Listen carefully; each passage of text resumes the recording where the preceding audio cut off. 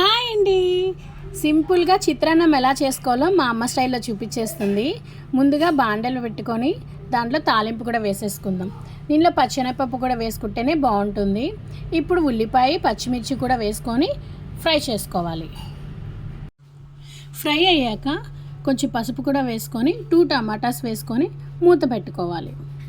చిన్న చిట్కా మీకోసం, టమాటాసు బాగా మగ్గాలంటే కొంచెం ఉప్పు వేసి మూత పెడితే త్వరగా మగ్గిపోతాయండి.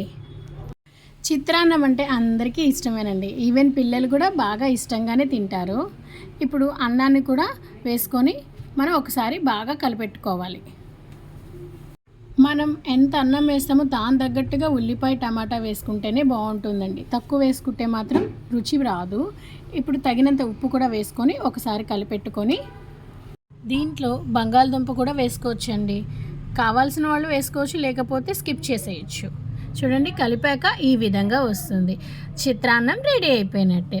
ఇప్పుడు వేడిగా సర్వ్ చేసుకుంటే చిత్రాన్నం భలేగా ఉంటుందండి. మరిన్ని వీడియోస్ కోసం నా ఛానల్ని సబ్స్క్రైబ్ చేసుకోండి. Thank you for watching.